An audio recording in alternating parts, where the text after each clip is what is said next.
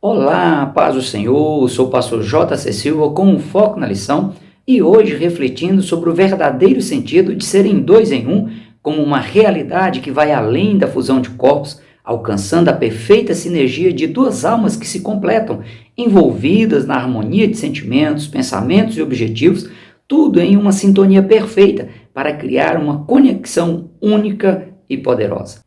É a união de dois seres em amor genuíno que gera uma força imparável, capaz de enfrentar todos os desafios da vida, mantendo a individualidade de cada um, acelerando a singularidade deles, agregando valores, sonhos e amor incondicional para escrever uma história extraordinária juntos.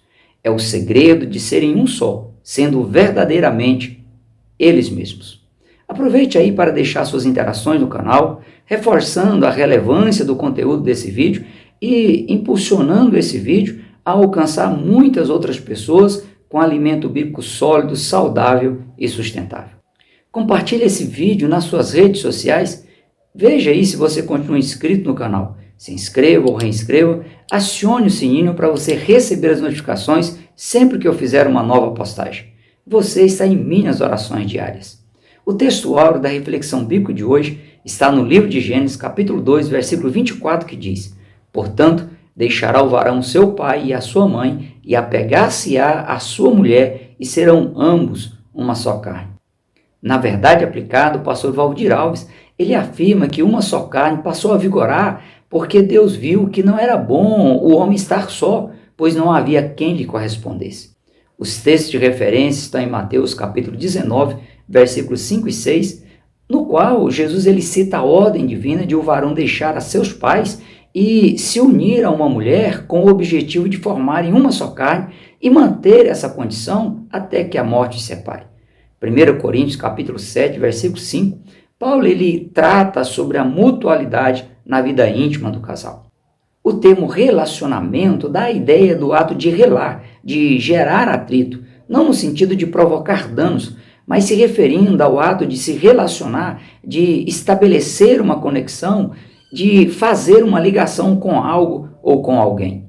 Criar um relacionamento está associado à ação de trazer algo de volta, restaurar, apontando justamente para o propósito divino de o ser humano ter o seu par, ter o outro ser que lhe corresponda, lhe complemente de forma saudável e sustentável, por estar junto, lado a lado, colado. A reflexão bíblica de hoje é uma análise a partir da tricotomia humana, composta de corpo, alma e espírito, e que entrelaça na união conjugal. De pronto, o termo serem dois numa só carne precisa ser melhor interpretado para a pessoa entender a sua importância e ter condições de usufruir dos benefícios do verdadeiro amor que envolve corpo, alma e espírito, eliminando quaisquer espaços para o individualismo, o egoísmo e o egocentrismo. Apesar de os relacionamentos eles nascerem a partir de sentimentos abstratos invisíveis, um relacionamento ele só é possível a partir da percepção física visível que permite a observação, as análises para se chegar a uma ação concreta que aproxima os diferentes, aproxima os opostos, possibilitando sanar aí a busca pelo prazer por meio do relacionamento com a pessoa amada.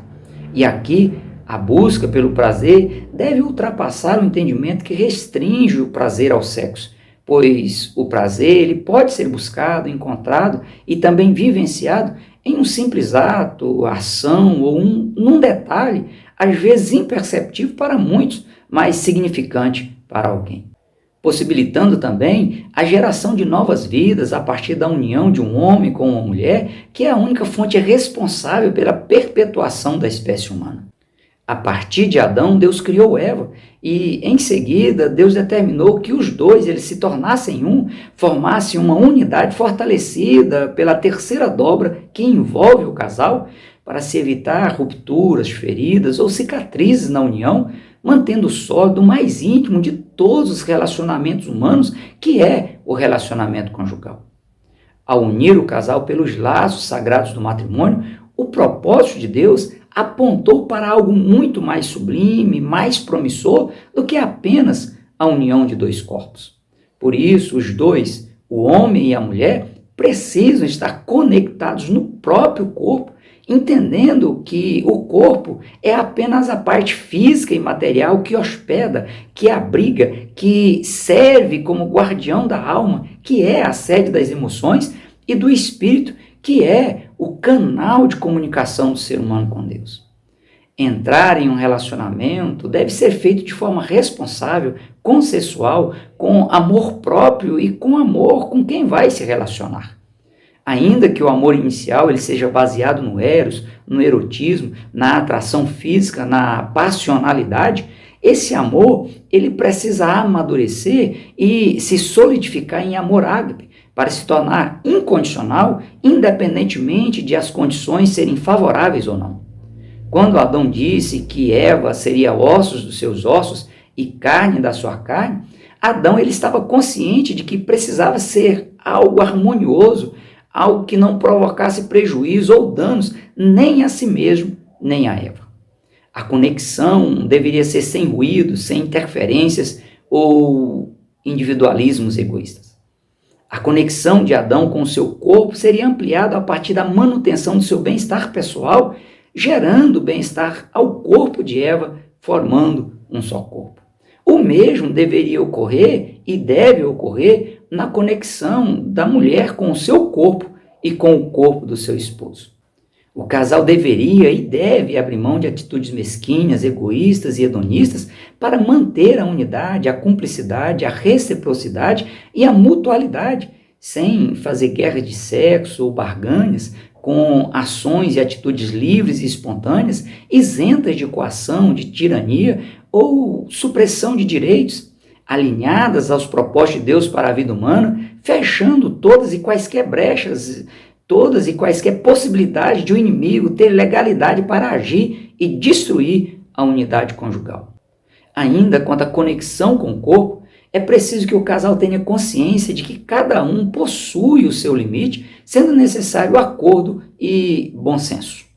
Um fato que comprova de forma prática que a conexão deve ser mútua e recíproca é a gestação dos filhos do casal, que traz em si o DNA, as características genéticas e físicas dos pais, como herança que vão levar para o resto de suas vidas e também transmitir às futuras gerações. Dentre os fatores que influenciam uma só carne a se manterem ou não nessa condição, estão o diálogo, a renúncia ou o recuo em questões pessoais em prol do bem comum do casal, o cuidado pessoal e com o cônjuge, o amor, o respeito e o auxílio mútuo às necessidades do outro, o companheirismo, a solidariedade, a cordialidade, a amistosidade, a bondade e a lealdade no convívio no relacionamento conjugal. É preciso que se diga que as características da personalidade, elas são pessoais, elas são intransferíveis. No entanto, elas podem influenciar a formação e o desenvolvimento do caráter, bem como o comportamento dos filhos.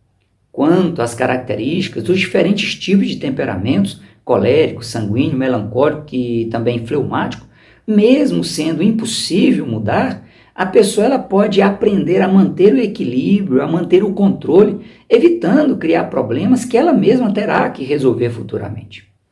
Ao unir-se ao cônjuge, o individualismo de cada pessoa é eliminado e a individualidade permanece, preservando as características, as habilidades e as competências pessoais necessárias à manutenção de dois seres em um. Vale frisar aqui que o individualismo e o egocentrismo são coisas comuns a pessoas que insistem em ser e se manter passionais, apaixonadas. Por isso, elas só pensam em si mesmas. Já as individualidades, as características da personalidade de cada pessoa são valores que tornam a pessoa única, que impossibilitam que outras pessoas se passem por essa ou por aquela pessoa, que outras pessoas consigam suprir as necessidades fisiológicas, emocionais, psicológicas ou espirituais de quem quer que seja. A individualidade de uma pessoa pode ser cativante. No entanto, o individualismo sempre é e será repugnante. É na unidade dos dois corpos em um que a união matrimonial e familiar se fortalece e se consolida de forma saudável e sustentável. A união, a unidade, a mutualidade, a cumplicidade, a reciprocidade também precisa estar na alma, que é a sede das emoções. Só assim será possível o compartilhamento equilibrado dos pensamentos, das experiências, dos desejos e das emoções vivenciadas na união das duas almas que se transformam em uma. Em primeiro plano, a pessoa precisa estar resolvida consigo mesma, estar conectada de forma equilibrada com as suas emoções, com seus desejos pessoais e, na união matrimonial, se dispor e se esforçar para conectar com a alma, com as emoções, com os sentimentos e com os desejos do cônjuge, sem provocar rupturas bruscas e danosas em si mesmo ou na outra pessoa. Em sendo assim, o sentimento de compaixão vai ser uma realidade prática na vida do casal, pois um sentirá a dor, os sentimentos, os desejos, as emoções do outro, se complementando mutuamente como co-participantes de todos os projetos. As duas pessoas que formam uma só carne seguirão a máxima de Romanos capítulo 12, versículo 15, alegrando com a alegria do outro ou chorando com a tristeza do outro. Também é preciso que se tenha consciência da importância de não trocar o casamento por nada, pois a partir do momento que a pessoa deixar de ver a união conjugal como algo importante, será inevitável que essa pessoa passe a desejar e a trabalhar para que haja desconstrução desse casamento. O casal deve ver e preservar a união conjugal alicerçada no casamento como prioridade.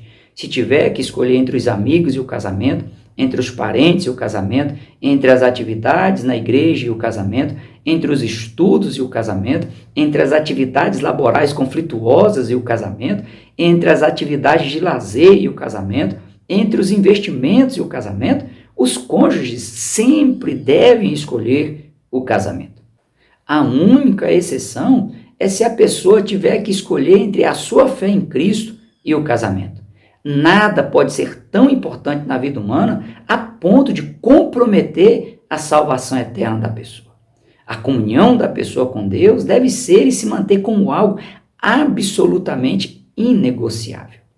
Os momentos de dificuldades e crises, eles precisam ser tratados com sensatez, na dependência de Deus e no temor a Deus, sempre com disposição pessoal de corrigir, de ajustar o que se fizer necessário para que o nome de Deus seja honrado e glorificado na vida das duas pessoas que vivem em uma unidade. Se for o caso, é necessário buscar ajuda pastoral, psicológica, terapêutica, psiquiátrica ou em alguma outra área da medicina. E a melhor ajuda para equilibrar as emoções sempre será junto a pessoas neutras, pessoas cujas intervenções elas serão imparciais.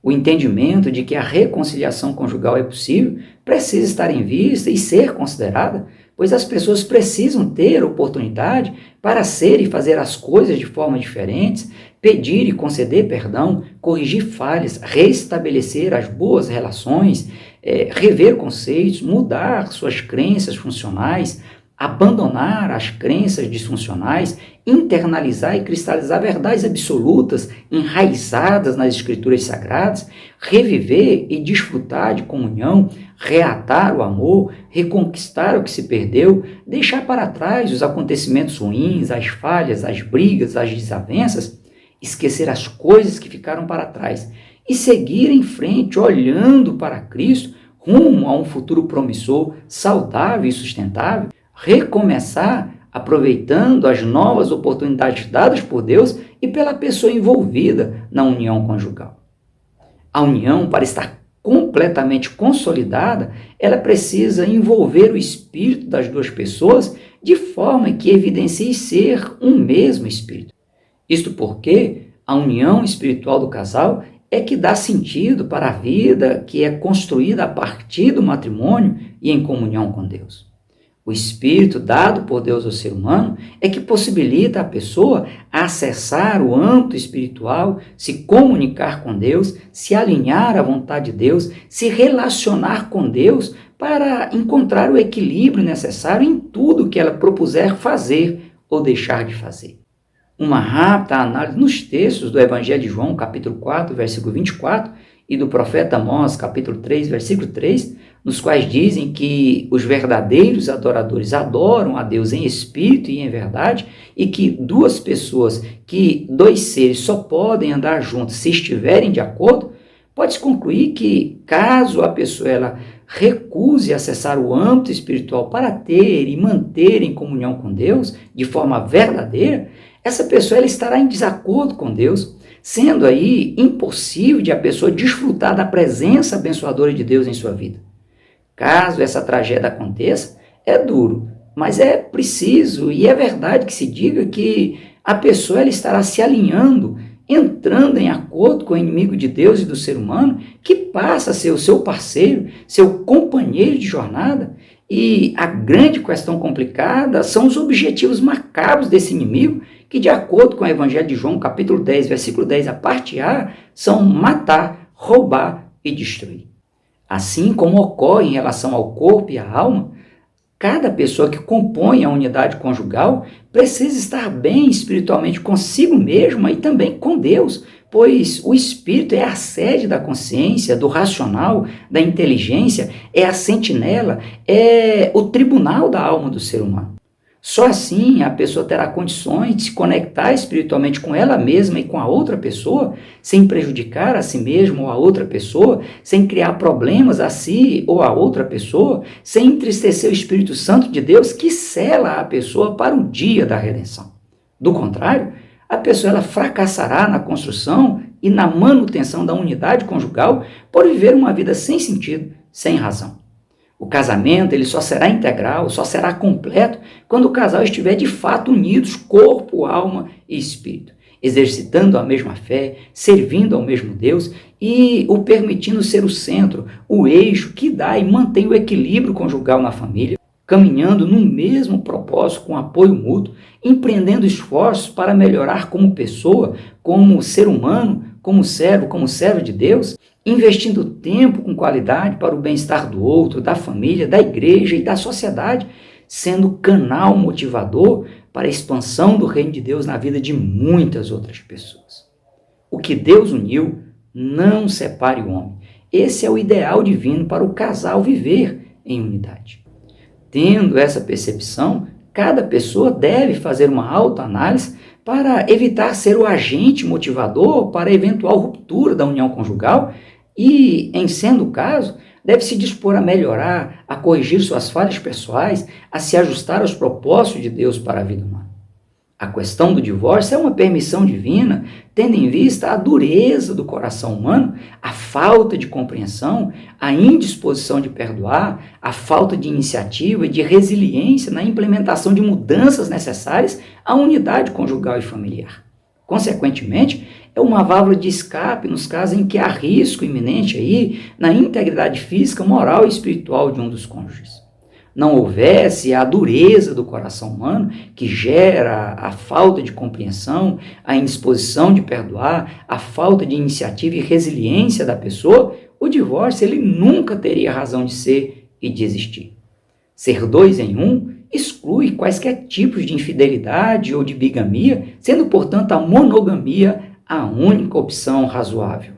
Quaisquer decisões pessoais contrárias à vontade diretiva de Deus ocasionará trágicas consequências à própria pessoa e, pior, trará trágicas consequências às pessoas inocentes que estiverem envolvidas ou fizerem parte da vida do casal, como é o caso dos filhos, netos, bisnetos e tataranetos. As tristes marcas, ainda que curadas, elas deixam cicatrizes expostas para o resto da vida das pessoas. A presença abençoadora de Deus é a única fonte capaz de preencher o espírito de cada pessoa, condicionando a se conectar, a se alinhar, a se fundir ao Espírito de Deus e também da outra pessoa com quem estiver vivenciando o verdadeiro sentido de serem dois em um. Ainda que os filhos sejam de grande importância e significado na vida do casal, fortalecendo e motivando o casal a ser e permanecer em unidade, a terceira dobra mencionada por Salomão em Eclesiastes, capítulo 4, versículo 12, a parte B, que dá a resistência necessária para que nunca ocorra a ruptura, a quebra, para que o cordão que representa a união conjugal permaneça intacto, é e deve ser Deus. Os casais precisam entender a importância de se consultar a Deus nas tomadas das decisões, das mais simples às mais complexas. É preciso que se entenda que Deus é o maior interessado pelo bem-estar do casal, da família, da igreja e da sociedade.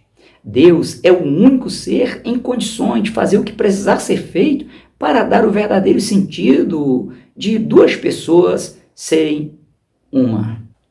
Certo escritor, ele disse que só existe uma maneira de a pessoa ela ajudar a Deus. É permitindo que Deus a ajude. O fato de Deus ser onipresente, inevitavelmente, ele está presente em todos os lugares ao mesmo tempo e com a mesma intensidade. É impossível de alguém estar fora, estar ausente da presença de Deus em um instante sequer. Agora, na sua vida, na sua união conjugal, na sua família, nos seus negócios, nos seus pensamentos, nas suas decisões, nas suas atitudes, nos seus comportamentos e nos seus relacionamentos, Deus, ele tem manifestado a sua presença de forma abençoadora ou não? Deus, ele tem manifestado a sua presença em forma de aprovação ou não? Se você nunca parou para refletir sobre, é um bom momento para se refletir. É a presença abençoadora de Deus gerando temor e obediência às instruções sagradas que torna o casamento do cristão diferente dos demais casamentos. Caso você se denomine cristão e frequente regularmente a igreja, mas o seu casamento não seja diferente dos demais casamentos das pessoas não cristãs, sinto muito te dizer, mas está faltando a presença abençoadora de Deus na sua união conjugal. É preciso se descobrir onde está a raiz do problema que afasta a presença abençoadora de Deus e se ajustar à luz das Escrituras Sagradas. O segredo da felicidade, da longevidade humana saudável e sustentável está no Salmo número 128, versos 1 a 6, que diz: Bem-aventurado aquele que teme ao Senhor e anda nos seus caminhos, pois comerás do trabalho das tuas mãos, feliz será e te irá bem. A tua mulher será como a videira frutífera aos lados da tua casa, os teus filhos como plantas de oliveira à roda da tua mesa. Eis que assim será abençoado o homem que teme ao Senhor. O Senhor te abençoará desde Sião, e tu verás o bem de Jerusalém em todos os dias da tua vida, e verás os filhos de teus filhos e a paz sobre Israel. Esse texto, ele fala tanto de bênçãos na vida terrena da pessoa, quanto de bênçãos na eternidade. Nos pilares do casamento, a fidelidade e a comunhão com Deus, o amor, a responsabilidade, a mutualidade, a cumplicidade, a reciprocidade e o bom senso são peças fundamentais para que o casal vivencie e evidencie o verdadeiro sentido de serem dois em um. A unidade física é necessária ao estreito relacionamento conjugal. O equilíbrio emocional gera a qualidade de vida emocional e, consequentemente, qualidade e sustentabilidade na união do casal. E a união do casal, ela só se torna completamente integral quando o corpo, a alma e o espírito, conectados com Deus, se conectam no ser de cada pessoa e entre as duas pessoas que decidem ser e viver na condição de dois em um. Esteja atento, esteja atenta às coordenadas dadas pelo próprio Deus, nunca as renuncie. Esteja disposto, esteja disposta a renunciar tudo o que for necessário para manter a paz, a harmonia e a comunhão com Deus, pois o reflexo será um casamento, uma família abençoada, feliz, protegida, guardada e preservada na presença abençoadora de Deus. Tudo o que Deus disse a respeito do ser humano e dos relacionamentos que são construídos ao longo da vida é verdadeiro, é bom, é puro, é perfeito. Portanto, é viável, é possível, é promissor, é saudável, é sustentável. Basta aceitar e se submeter ao processo que acontece e se concretiza ao longo do tempo sob a aprovação divina. Se você já é casado ou casada, ou se ainda virá a se casar, ore para que você seja um com seu cônjuge no temor, na sabedoria e na comunhão do Senhor. Por hoje nós ficamos por aqui. Até o próximo encontro, se Deus quiser, prossiga na paz do Senhor.